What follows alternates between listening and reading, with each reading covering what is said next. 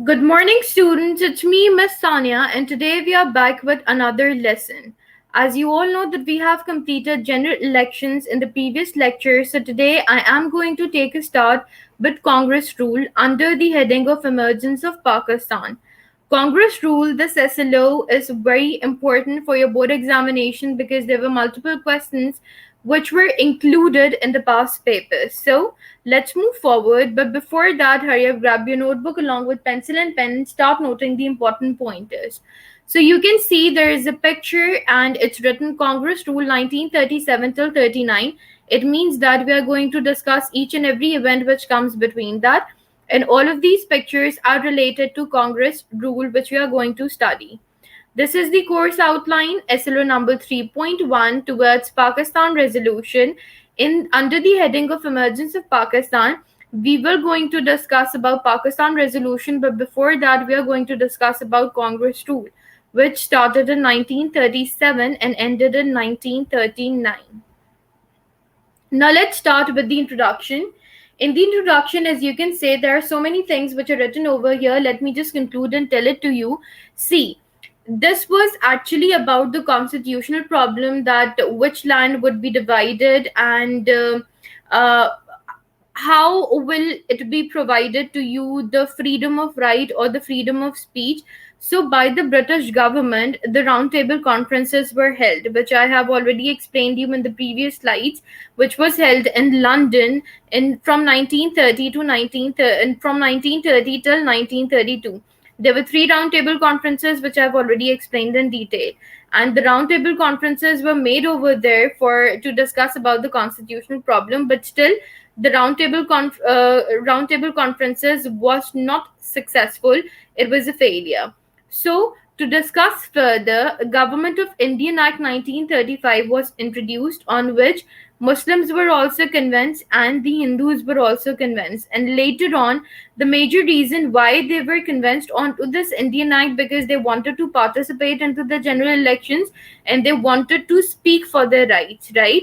So both the Congress and Muslim League, they both were critical at that time about the government of Indian Act, but you can say that it was a risking factor which they had to participate in, and they did that. They accepted it.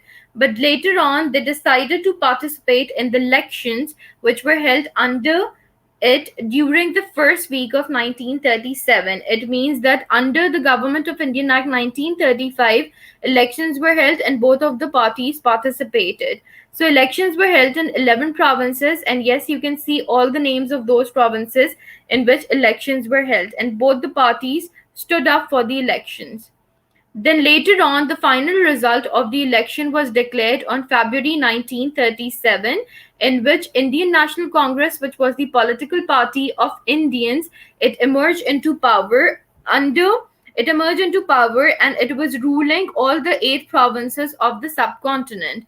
It was actually the exception that just happened over there. Exception was about Punjab and Sindh, that they will be ruling that provinces as well. And then, on the other hand, when we see about the All Indian Muslim League, it failed to form the government in any province. And the major reason was because the votes were lesser in amount as compared to the Indian National Congress. The Congress ministries resigned in October and November 1939, and they also protested against the Viceroy Lord, which you can see over here, actions of declaring India to be a belligerent in the Second World War without consulting the Indian people. The basic reason why did they resign was that the local people or the political parties of India, Indian National Congress, they haven't consulted them. They just started out the Second World War and they only showed up, or they only told about the sentence, and that was that you all have to participate and you all have to represent Britishers into the Second World War. So that was the reason. How did it happen and how did it occur? We are going to discuss all of these things in detail. All right. So you can see here is the picture over here. The elections which were there, Jawaharlal Nehru and the political party of Muhammad Ali Jinnah and Sikandar Hayat. So you can see very clearly that Muhammad Ali Jinnah, he have scored 105 votes. And then when I talk about the seats, then automatically the Indian National Congress, they have won the seats by 707 votes, and the Unionist Party, they have scored around 101 votes. So you can see, as compared to three of them, Jawaharlal Nehru's party won the votes, and automatically they were ruling eight provinces of the subcontinent. So you can see in 1937, there is another description, the map which I have listed over here. You can see in this map the continents and how many provinces were ruled by the Indian National Congress at that time. So, coming to this, when I talk about Congress rule, then Congress rule actually means that Congress rule from 1937 till 39 is often termed as a Hindu rule. You can say that it was a Hindu rule due to a number of steps which Congress took during power, and there were multiple steps which Congress took. You can say that it was a dictator rule by the Hindus in the subcontinent. It means that they were ruling all of those people who were living as a part of minorities and as a part of all of those people who were living at that time. Yes, and on the right side, there is a picture which is given over here, which says that report of the inquiry committee appointed by the Council of All Indian Muslim League to inquire into Muslim grievances in Congress provinces. It means that when they started ruling the province, then they were showing, Muslims were showing their grievances. It was a report, a complete report, which was submitted, in which all of those pointers were highlighted, that they are not given their rights, they are not having freedom of speech, they cannot do anything accordingly, whatever they want to do, they cannot practice their rituals, they cannot practice their customs. It was basically published, or it was actually given, the all of those inquiry committee, the points were raised by Muslims who were living at that time in the subcontinent. The Peerpool report investigated Muslim grievances, and you can see that when they have put their pointers forward, then Peerpool report, according to this report, it was investigated that why Muslims are not given complete control, or why their rights are still not free, or they cannot practice their rituals. So, according to SLO 3.1.2, discuss the impact of Congress Rule 1937 till 39. Congress introduced the following reforms in the provinces, the eight provinces which Congress was ruling. So, all of these reforms were introduced into that provinces by the Indian National Congress.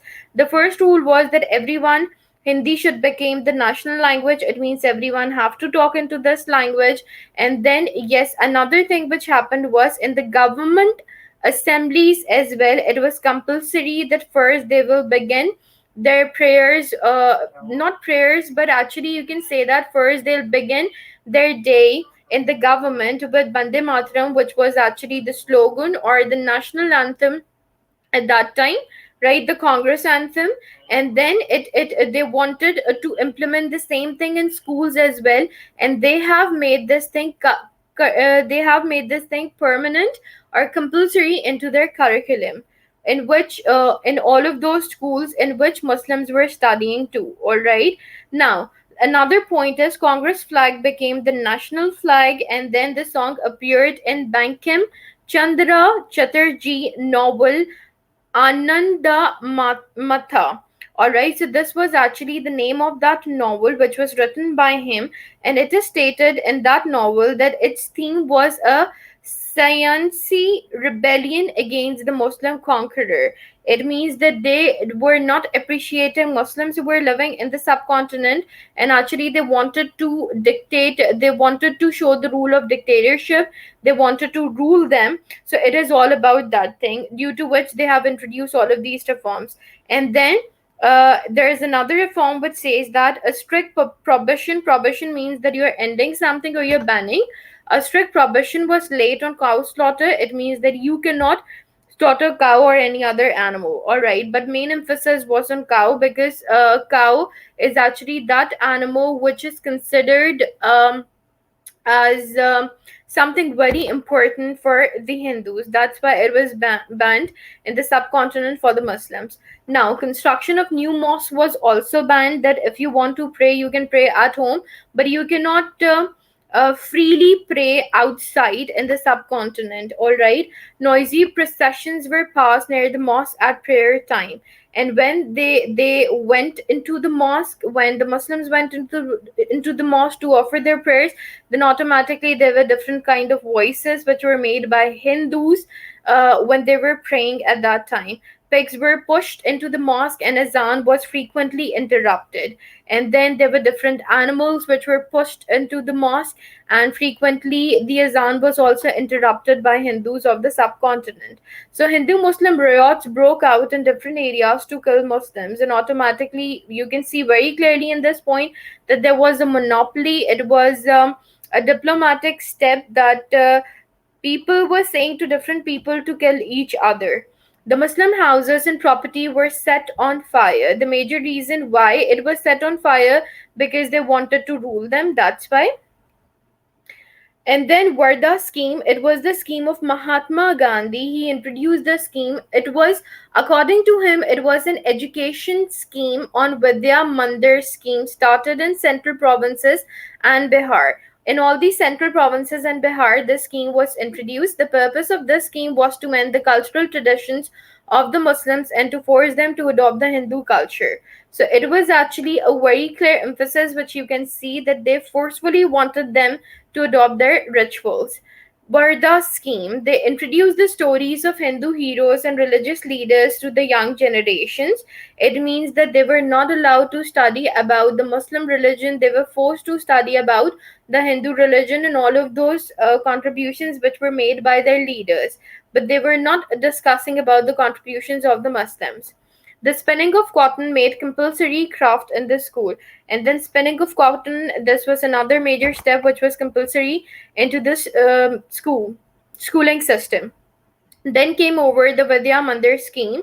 It was another educational scheme introduced in INC. INC means Indian National Congress, governed provinces between 1937 till 39.